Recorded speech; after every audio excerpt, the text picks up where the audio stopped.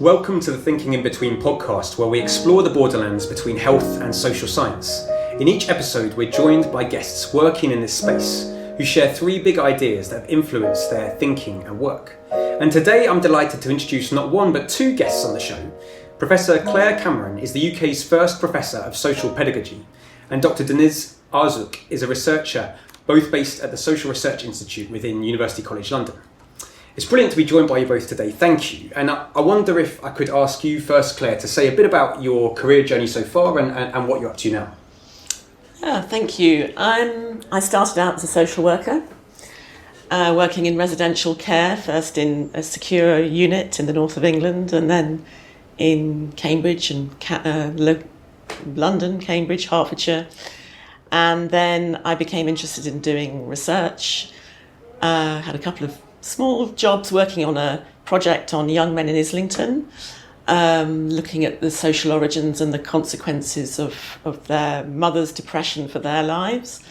And then eventually I joined the Thomas Coram Research Unit, which has been researching children and families since 1973 from a range of disciplinary perspectives. And there I developed an interest in early childhood education and care, the care workforce, and did studies on residential care, foster care, care leavers, the education of children in care, all sorts of studies to do with disadvantaged children and their lives, both in Britain and in Europe.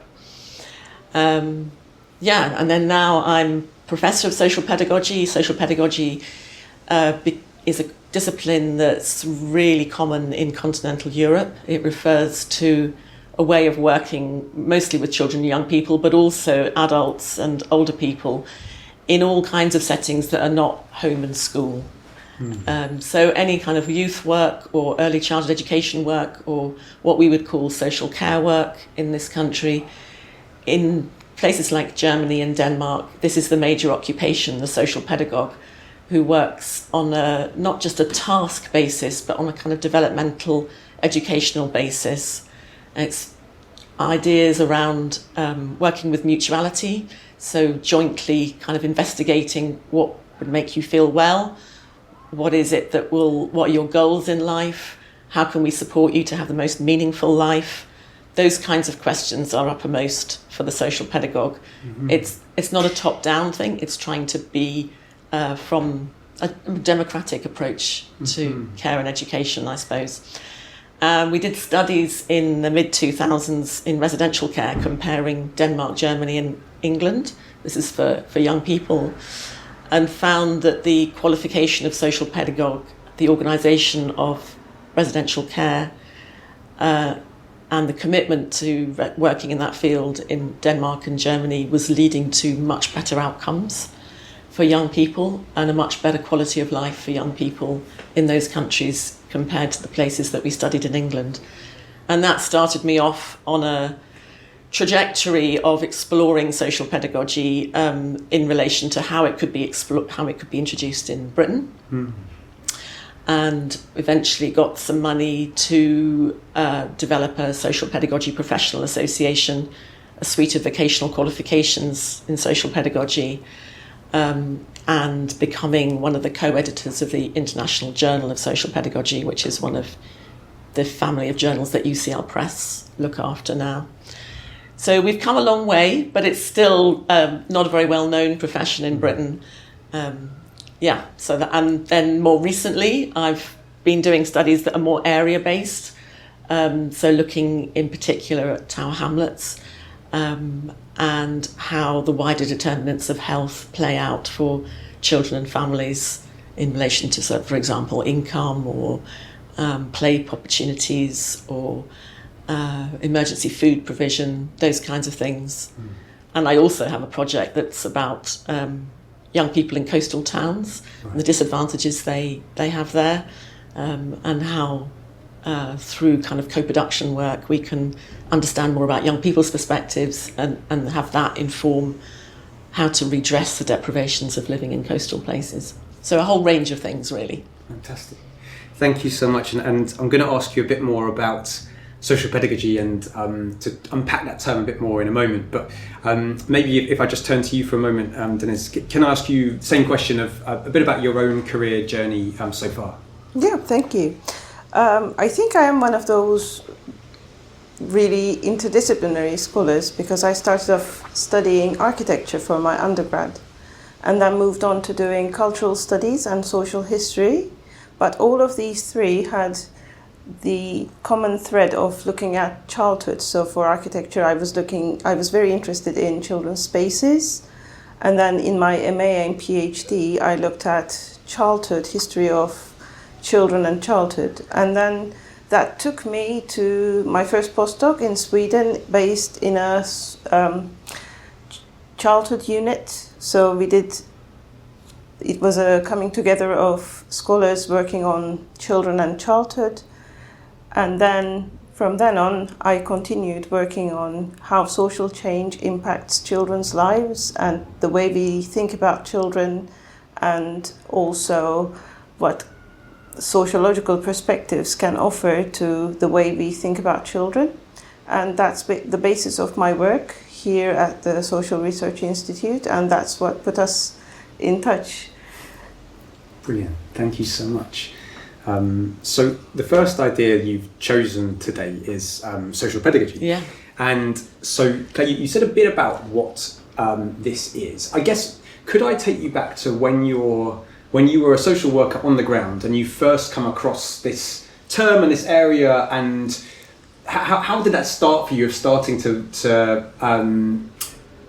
I guess think about this realm of social pedagogy and what has that meant for you across that journey so far? So I first came across social pedagogy once I'd started my research career, when I was based here, Thomas Coram Research Unit. And that was because two of my colleagues were running networks of European scholars and practitioners, one of which was in early childhood education and the other which was in play services. And so this is in the 80s and 90s, and they were at the forefront of making synergies between what was happening in different European countries, different understandings of the same term. And so childcare, for example, was the predominant term for where young children are before they go to school. And our colleagues, for example, in Denmark would say, we don't talk about childcare because that implies that all we do is care. What we do is educate our children, and we value children's views on how they're being educated. And so that provoked a lot of discussion among our teams here about what are we actually talking about? What are our ideals for children when they're very young, before they go to school? What is it we want for them? What values underpin what we're doing? And so, we were very influenced by what's happening in other countries, realising it's not just Denmark, but across a whole suite of countries. France has something similar, and Spain and Portugal and Germany and Austria and Belgium, they all have this idea that you're not just caring for as a task, you're helping the child develop, you're bringing them up on behalf of society when you're in a paid role with children. And that's not just with young children in nurseries, but it's also when they have to be living away from their own parents in residential care or in supported accommodation, in hostels or whatever. You're not trying to do to them, you're trying to work with them, appreciating the differences among and between themselves. This idea of upbringing on behalf of society. What are the ideals of society that you want to promote? So it was a fundamentally different idea. I don't know if you remember, back in the 90s, and the early 2000s, there was a big shift in policy terms to outlining competencies and making occupations adhere to a set of competencies and tasks as a way of bringing up the standard of what was often low-paid care work. And so we started looking into what this idea of competence means, and that means something different in different countries. And in Denmark, for example, and Sweden, there's a definite developmental side to competence. It's about learning and growth, whereas in Britain, it was very much as you're able to do this and this is the limit of what you do in order to fulfil this occupational requirement. Whereas under the social pedagogic framing, it's much more of a developmental and a learning opportunity. So you see there are these differences in cross-national understandings of common terms that were really intriguing as a researcher. And so we, as I said earlier, we did the residential care study, finding that children in other countries were doing better in school, they were committing fewer offences, there were fewer teenage pregnancies when they lived in residential care compared to the children in England. And a lot of this was to do with the way the people were working, the social pedagogic policy framing, the qualification environment that they had, the organisation of the settings on the ground, and the ways that they looked after staff, for example. So all of this made us convinced that social pedagogy had something to offer the children and families in this country. Can I ask about whether there's any anecdote or kind of example of what you've read about or seen in places like Scandinavia that just kind of put some flesh on this so that I can picture the sort of things that if a child in a residential home there is being treated in a different way, is there an example that comes to mind that would kind of talk about that?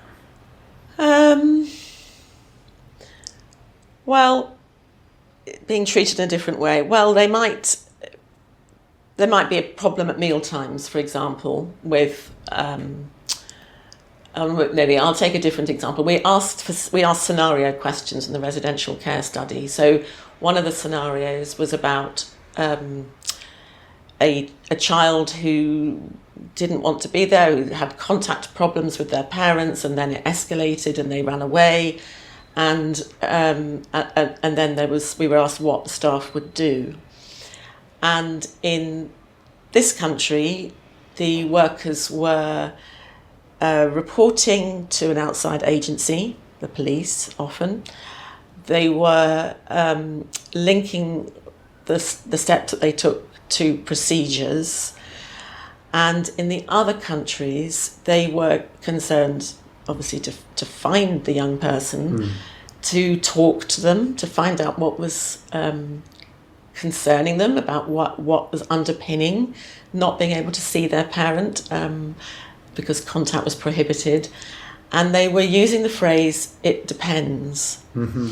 So they were much more interested in the context of every child's life, the web of relationships that they and every child has, and the absences or things that work well in those networks. They were interested in what they, as members of staff, could offer the child, rather than reaching to procedures or external agencies all of the time. So it was responsibility taking, it's parenting in a way, within a professional context, of course. That's the kind of thing that is quite different, and it's, as I mean by developmental opportunities for children to be expressive, to learn, to understand their own situation. Yes, thank you. No, that's helpful. And over the time you've been working in this field, what are some of the changes you've seen here in the UK within social pedagogy? Well, we've up until 2010 there was a national policy recognition of social pedagogy in residential care and related services. So there was I don't know if you remember it, a white paper called Care Matters back in 2007, 2006, and that outlined a pilot study around residential care and social pedagogy, which I led. And so that enabled us to recruit social pedagogues trained in Germany and Denmark and some other countries to work in residential care services here, to model social pedagogy to the other staff members, and to introduce the ideas, and that we had some formal training familiarisation sessions alongside that as well. So there was an element of making the knowledge more apparent, I suppose, in the residential care sector. That led to a foster care project along similar lines, where we recruited social pedagogues to work with foster care agencies, a big programme of training that was called Head, Heart and Hands, and it was run by the Fostering Network.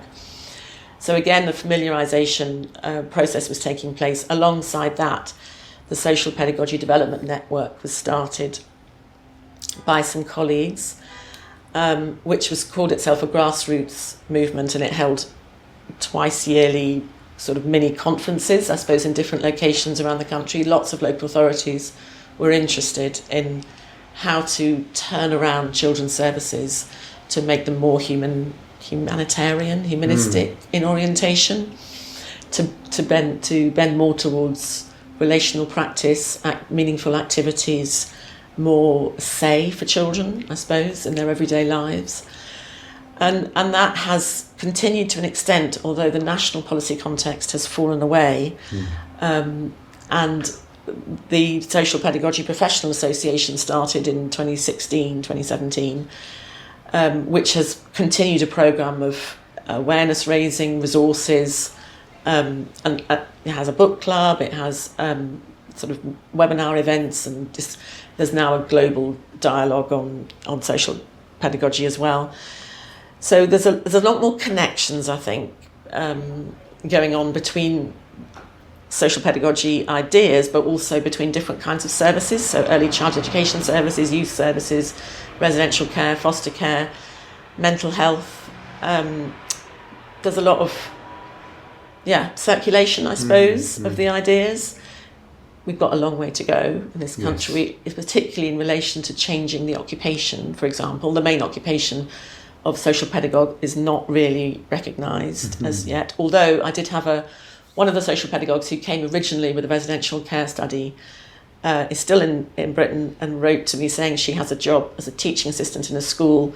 The head teacher wants to use her knowledge and skills to run a special needs department in the school rather than sending the children to other special schools. Right. And she's saying this could be the precipitating factor to recognise herself as a social pedagogue. So that's unusual. Yes. But there's still a lot of potential. Yes, thank you. Is there anything else you want to say about this idea before we move to the next? Maybe some other things will come to me as we go on. But I think it has been very formative for me. Clearly, I did my professorship in social pedagogy was awarded in, I think, 2014, and then I did my inaugural on it in 2018. And so, there's still a long way to go, but I feel like it has some purchase now. Brilliant. Thank you. And so the second idea you've brought is a particular research study called Act Early.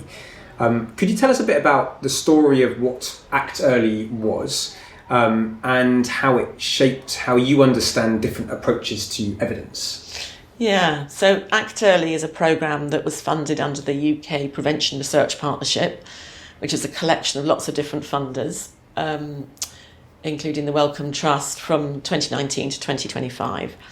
It was run by John Wright in Bradford and Trevor Sheldon at Queen Mary, and I was one of the co-applicants that was responsible for some of the thematic work.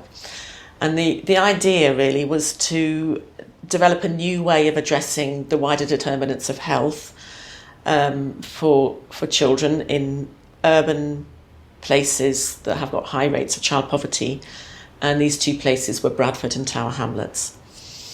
So the idea was that you could bring together the research skills and knowledge of teams from a wide range of disciplines with the evidence needs of local authorities in relation to children and families, and collaborate around producing, for example, research questions, around facilitating data, collecting data, and in promoting the needs of these boroughs to wider audiences.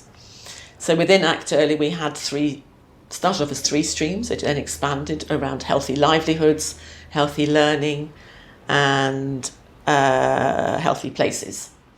And then we added in a stream around play and physical activity and healthy weight. There was a big co-production strand, there was an evaluation strand, there was so these were all strands that were trying to work together to address these common issues in these two boroughs, which were, poverty, obesity, the prospect of long-term health problems for the children in these places. So we had projects around housing, overcrowding, what it meant for child health, school meals, what children's views are about school meals and how it could be made better. We had projects around interventions such as one I was involved with called Healthier, Wealthier Families in East London, where we piloted giving welfare benefits advice to mothers and fathers of disabled children and young children in different places. And then we had other studies in Bradford around fast food outlets and where they are, sort of mapping studies. So a whole range of different activities were going on under the umbrella of Act Early. And what was the second half of your question? So, do you know what? I'll come back to the second half, but one thing that your answers made me want to ask first, if you don't mind, is about when you've got a big study like this where there's a lot of people involved who are speaking different disciplinary languages and some of them outside of academia altogether. What are the good things about something like that, where you've got all of this going on together, and what are some of the challenges on a study like that? Okay, so I'll give you an example of a good thing. We realised about halfway through that we needed to get our research results into the eyes and ears of people working in the local authority. And the people working in local authorities are often fast churn, fast paced, and they need information in kind of bite-sized chunks, as it were. So we set up a mini project within the main project, which was about impact. And we had a working group from the London end, the Yorkshire end, and the Tower Hamlets local authority officers, really saying, what are your information needs? What topics do you want to know more about? And how can we supply them and in what format? And by regularly working through this, we eventually came up with 5 policy briefs that were to a similar format. We had training from an organisation about how to do this, how to communicate effectively what's often long and complicated papers in short format. And we found this worked really, really well. It enabled us to match our evidence with their policy priorities, which pleased them, and enabled us to use on-the-ground data that we've been collecting from the people in the boroughs and reproduce it in conjunction with the wider evidence that's out there, and to make very practical recommendations about what should be done. Yes. So that was a good example of working together in a way that made sense for everybody. And then those policy papers were on the website, and they were available to local authority officers who were assembling evidence. And they like having evidence that speaks to their boroughs, because they often find that what the national evidence does is not reflecting their local population. Right, yes. So they really appreciate having something that is actually, for example, talking to Bangladeshi families who are not represented in the national data very often at all. So that was something that worked really well. The drawbacks, I suppose, are where we come to the third big idea, really, which is how do you make sure that you've got sort of conceptual communication across the different disciplines? Yes. So how do you know that your counterpart in another part of the country or another discipline understands the concept in the same way that you do? Right. And you often don't. And when you're working mostly in Zoom calls and at a distance, and again, fast-paced on lots of different things, it's quite difficult to find the time to really go through these things unless you're actually working together on a paper, or, you have that mandated in your everyday life. So, that's how we came to to the book that we're going to talk about in the third Great. big idea. Can I Yes. come in on the positives of a research project like Act Early? I was involved in Act Early in its final 2 years, and I was part of a research that looked into inequalities of access to early years care and education in Tower Hamlets. And I think with that, it was a small-sized study looking at what parents need, what would help them raise children in Tower Hamlets, and we were looking at access issues to places that children can attend on their own, so not stay-and-play sessions or children's centres, but places like nurseries, childminders, and how they are distributed in the borough, and what kind of issues parents have accessing them, or if they do want to access them. And for that we did a series of focus groups and interviews with the parents. And I think what I valued the most in the way that Act Early was designed, that in the third stage of this project we did a series of arts-based workshops. And as a result of that, we put together an exhibition, and that exhibition was attended by people from the council who were actually doing practical work or policy making in this area. And we had a chance to put them together with actual people who used those services. And that was something I really, really valued, because we don't often see the impact of our research that instantly, but being able to put them in touch and seeing that there is some genuine interest from policymakers in understanding what people need, and from people to telling them what would actually help them, was a great opportunity, I think.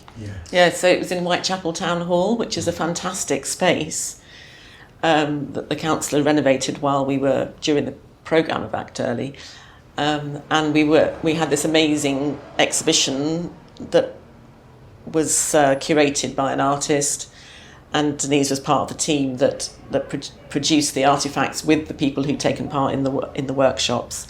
And they had this idea of a boat and a journey to an island where parents could bring up children in their ideal setting and what would be in this boat and on the island that they went to. It mirrored the things that parents came up with, mirrored the scope of Act Early in the breadth and depth.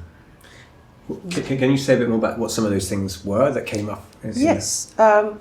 What we did was we started off by thinking about their own childhoods, their parents, and what they thought was something that they would want to take away from their own childhood memories. But also we talked about their care experiences, their experiences of sharing care with others. And based on that, they put together a shopping list of things that would help them and their children in a place that would support them. And what they included in that were things that were not only directly related to themselves, but that would also work for the wider community. So we had things like places where, for example, children who needed the peace and quiet could go and just be without being disturbed. There were places with libraries, cultural opportunities that children could enjoy. There were good housing opportunities for people to go and live in clean spaces and access to food. So it was a very well-developed and I think supportive idea that they came up with. Yeah. Oh, you got a picture of it there. Yeah. This is the island. So the kinds of things that they put in it were childcare opportunities, step-free access to places that they visited, parenting support through children's centres, theatre and the arts, being able to work and earn money, places to go out and about, to have play, green space, sports facilities, opportunities to have healthy food, good quality housing, learning and supportive communities with good networks. So it was, they were invited to be idealistic, but they were also deeply practical about the things that they wanted to see for them and their children.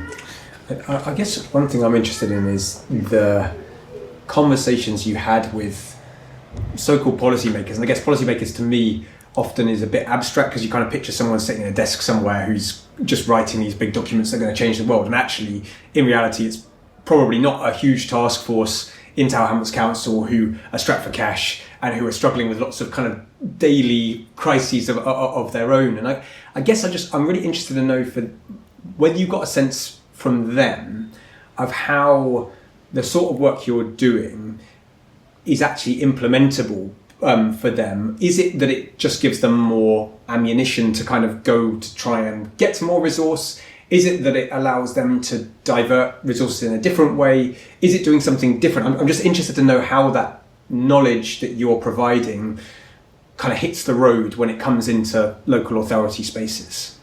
It's something about changing the mindset in a way. I mean, the folk in Tower Hamlets that I've met have all been very committed to the local area. They kind of want things to be better. They're often stymied by political processes or resource constraints or whatever, but they rarely have an opportunity to hear directly from residents in a structured way. They might hear, this is where it comes about what counts as evidence, they might hear from angry people on the doorstep when things don't work.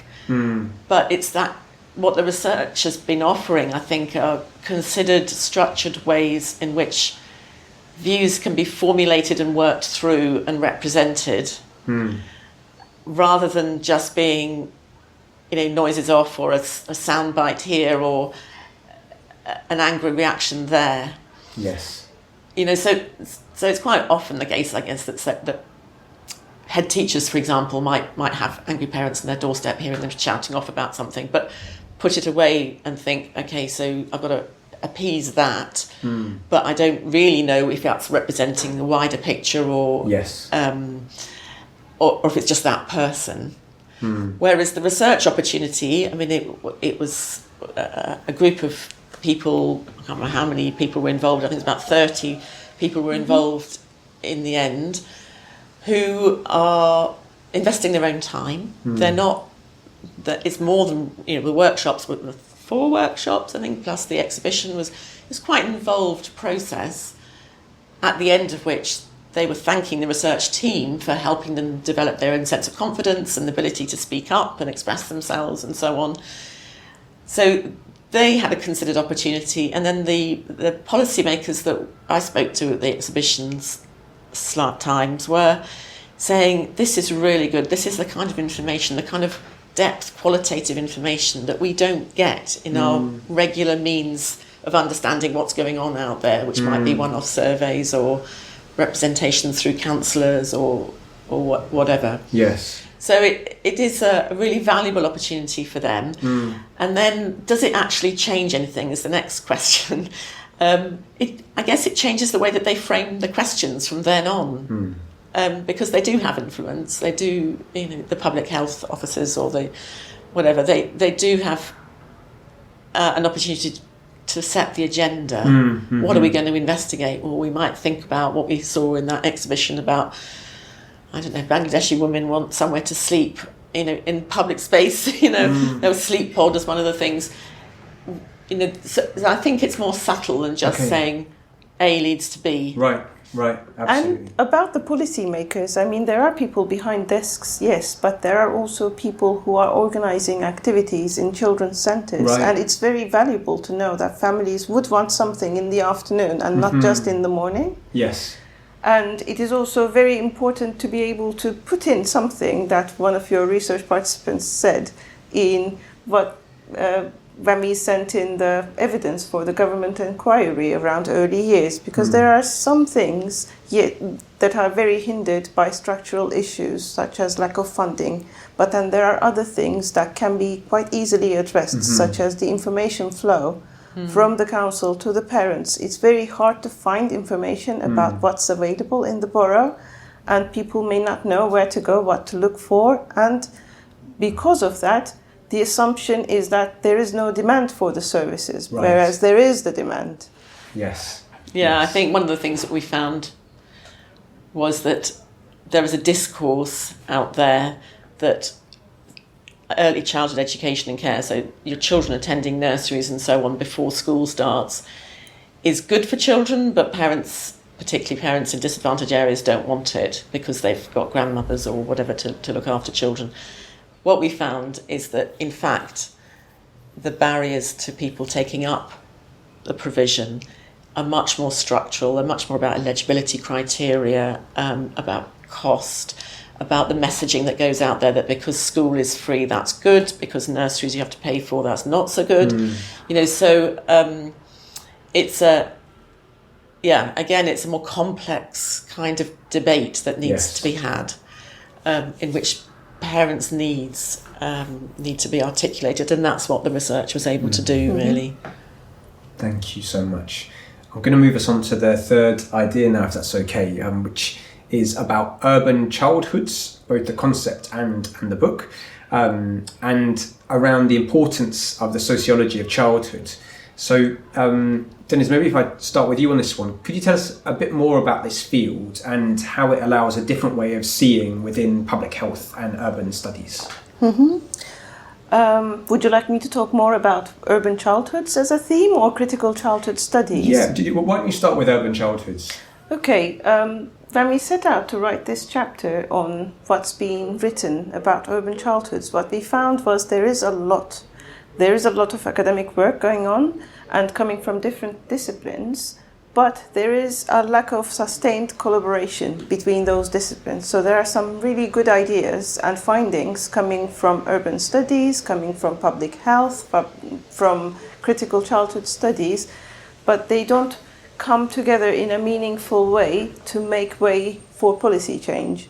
And that is why we brought in critical childhood studies a bit strongly, because it has some really good tools that would help us to create better policy and encourage children's participation, and underlines why that's important. It contains some key ideas. So critical childhood studies or sociology of childhood suggests not only looking at the child as someone who is going to be in the future, but as someone who is also here, and looking at children as individuals who should be participating in the social life and also acknowledging the way they participate.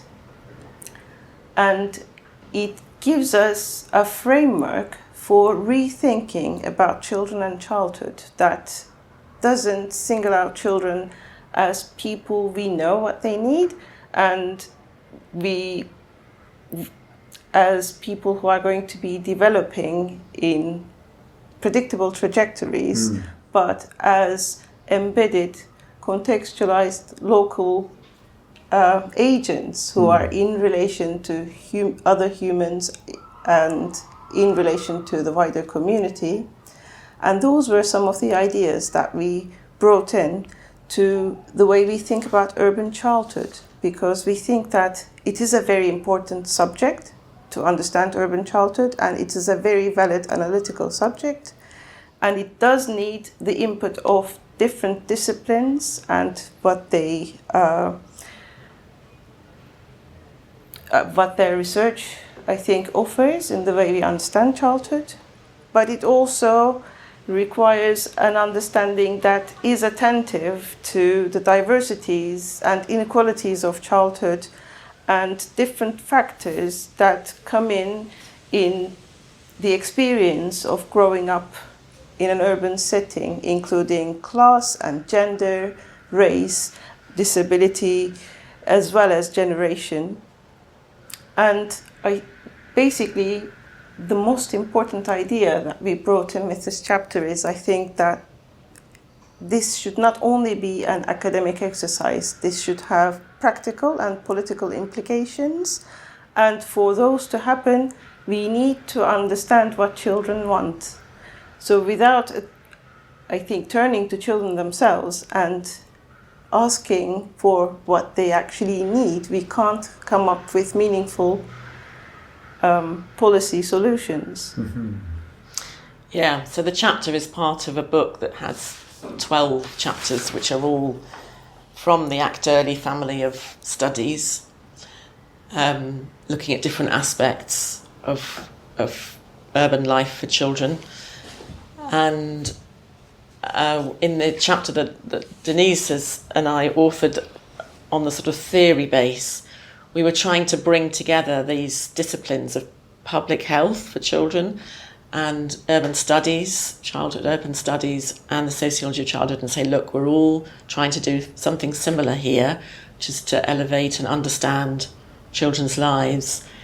We all the three disciplines value talking to children about and the idea of lived experience, but the urban studies and some of the urban studies does this, but the public health and the urban studies tend not to be aware of what's been going on in the sociology of childhood over the last 20 years in terms of developing concepts and tools to understand the everyday life of children. So that's kind of what we were trying to do, to bring the three disciplines together and show, look, there is this kind of unity here, and there is some learning that can be done to articulate children's voices and ideas.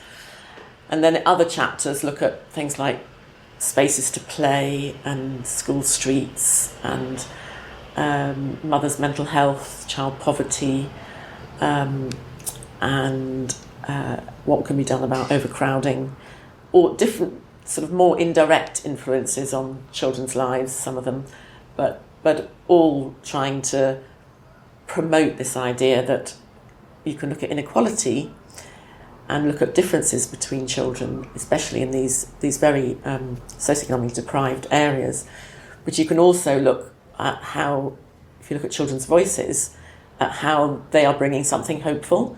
Quite often you can find that there are reasons why, if we take look and take advantage of those tools, we can see how children value their lives, or their parents value their lives, and how to move forward in urban settings.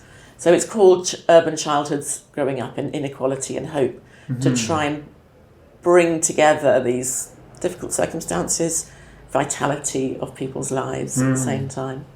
Just as a real outsider to this whole conversation, I'd be really interested to know if there was a sort of conversation, an academic conversation going on between someone in urban studies and someone in public health, what would be the sort of specific tools that someone coming from a sociology of childhood perspective would be adding to that conversation? That's a very good question. I'm going to be answering this question building on my background in architecture and childhood studies, I think. You can make spaces for children, assuming that they would be used in different ways, and you can allocate a lot of resources to building those spaces. But without actually observing, talking to children, and understanding what they want, you can't make sure that those spaces will be used. So let's say if you're building a playground and you are putting in a lot of equipment that you think are the cutting edge best, you can't really make sure that children are going to use it without consulting the children first. And that's something we do when we are building things for adults. But for children, when we are doing things in the urban space for children, there is less consultation. And when there is consultation, it often comes through families, or there is more attention paid to what kind of investment it would be, not in the children of today, but in the grown-ups of tomorrow. So what sociology of childhood suggests, that we need to also take into consideration the other issues, the demands, the interests, the needs.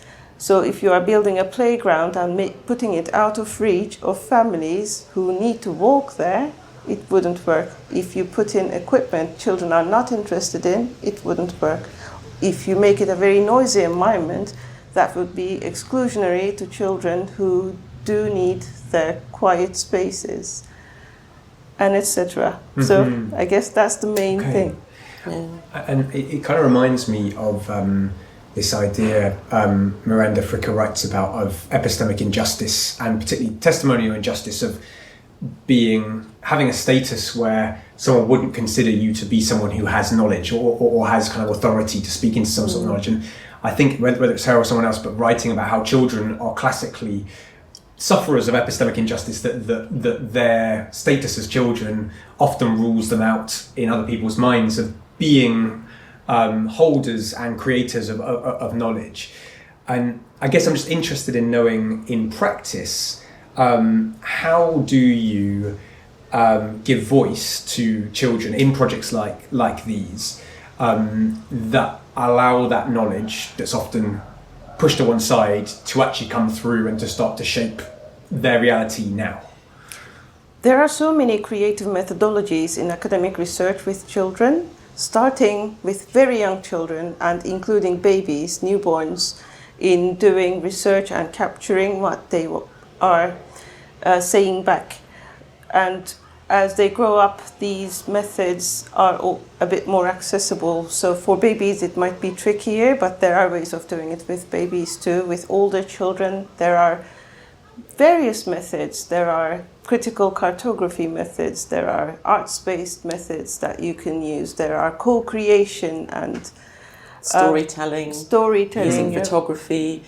There's one of my colleagues, Alison Clark, developed a method called the mosaic approach with 3-year-olds, where this is a long time ago, she gave them, when we used to use instant cameras, disposable cameras, gave them 3-year-olds disposable cameras and said, go and take pictures of things that you like around your nursery, developed them, showed them the pictures and talked about why they liked those spaces.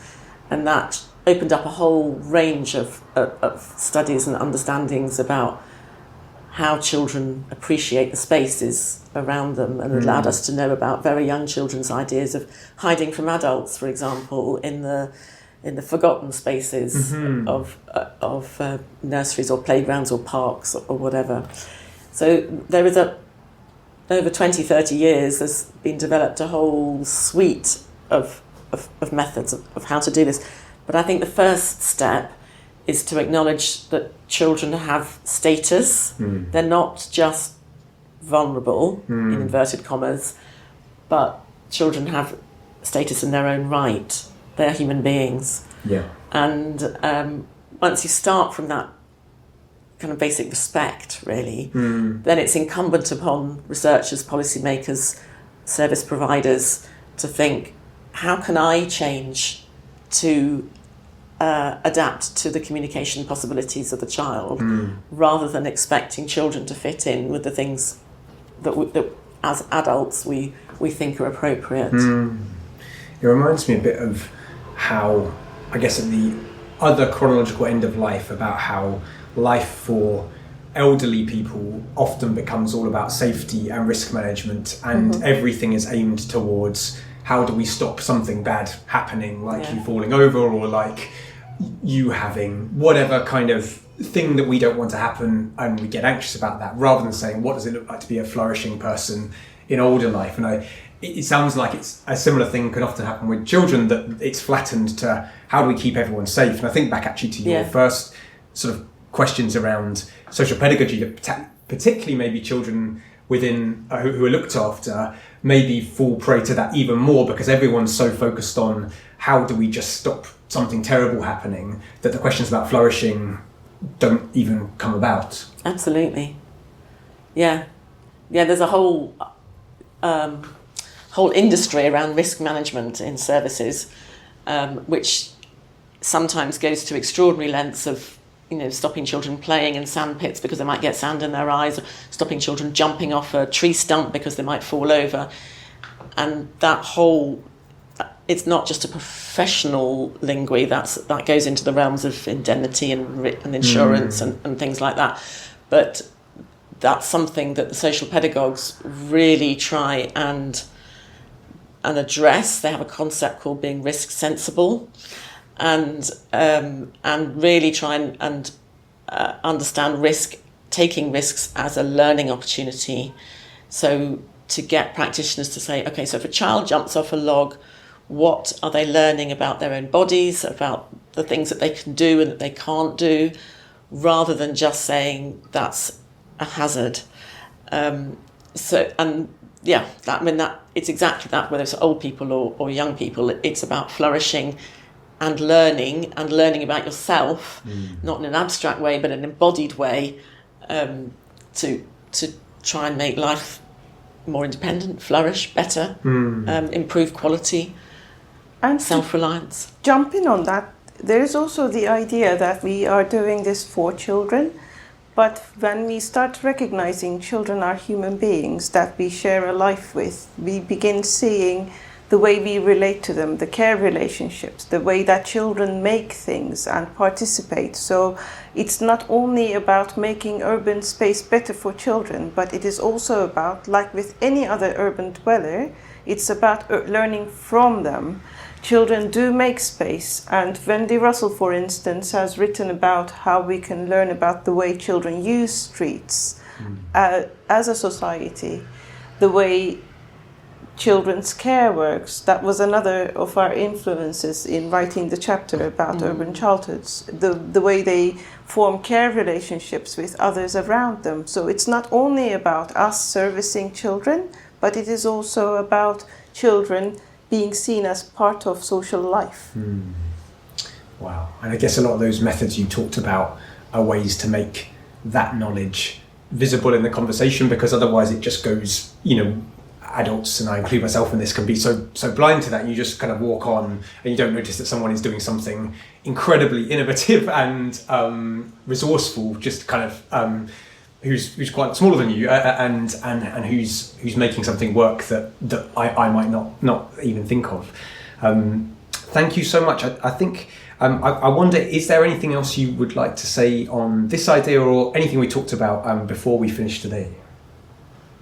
No, I'm fine. I've thoroughly enjoyed it. Thank you. Yes, thank you. Well, thank you both so much for speaking on the podcast today. It's been a brilliant conversation, and thank you to everyone listening in today. I'm sorry for any moments of beeps or noise outside. It is a roasting hot day, and so we've got the window open. But thank you for listening in, and we'll be back with another episode soon.